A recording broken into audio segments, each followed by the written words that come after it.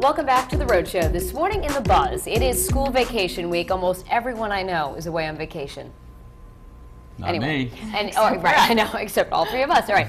So that certainly means that a lot of people are flying, but safety concerns are really being felt across the nation as a number of recent incidents have been made public. Just this week, we all heard about this. The First Lady's plane came within just 3 miles of a massive cargo plane, and recently 9 air traffic controllers were suspended, 5 of them for sleeping on the job. And then in a separate incident, another air traffic controller was suspended for watching a movie instead of monitoring the air traffic. Not to mention a scene from a Southwest flight when the fuselage ruptured, leaving a gaping hole in the ceiling. That would have scared the you-know-what out of me, forced an emergency landing. Well, we spoke with some passengers at T of Green to see how they feel about flying now.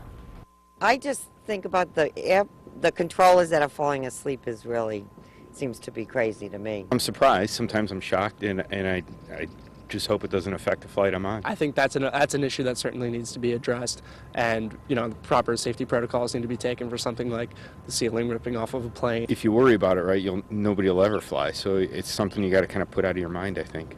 The FAA says they are now beefing up staff in the air traffic control towers, and they're also doing a widespread review. Let's take a quick vote here. I mean, who, other than these incidents, are you scared to fly in general? No. No. Really? Not at all? No. Okay.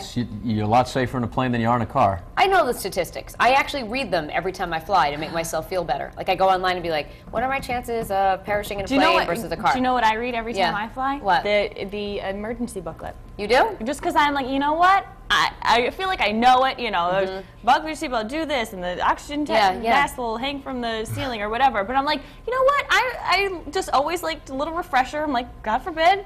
I just want to be sure I know what I'm doing. I can tell. Go ahead. I can tell you right now, if I could wipe the image of 9/11 out of my mind, I would be okay to fly. Yeah, but that has nothing to do with flying safety. I mean, it doesn't. But a lot of fear comes from mechanically. But this air traffic control stuff honestly does not scare me as much as thinking of a tragedy like that. No, honestly, it's for me. It's the whole. Someone who is telling you like how close you are to another plane, falling asleep.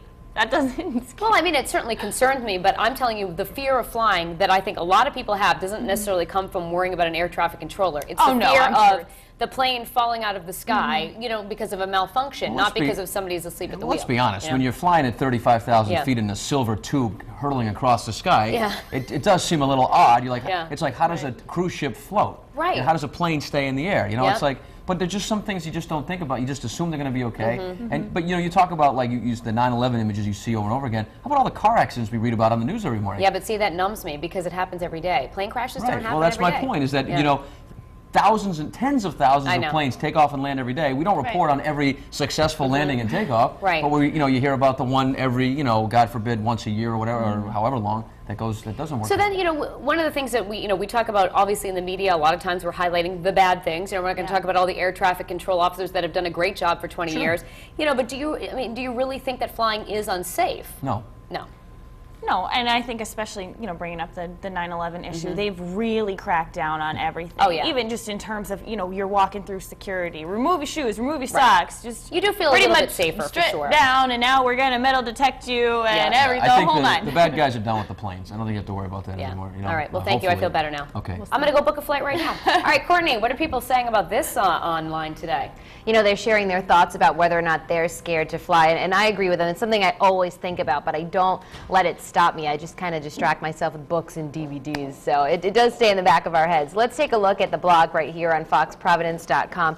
Jean says, I very rarely fly anymore, but I think they need to find a way to stimulate the controllers during slow times. They should never be alone in the tower, even if the airport is small. JB says, I have no problem flying, but you would think the lives of the flying public deserve 100% attention, no naps on the clock. And Flarney says, just more reasons for me to continue to hate flying. So here's our poll right underneath the live blog. Are you concerned about your safety while flying? A, yes, I won't fly because of the incidents. B, yes, the incidents make me more aware. Or C, no, I'm not more concerned than before. This buzz has generated quite a few comments on our Facebook homepage today.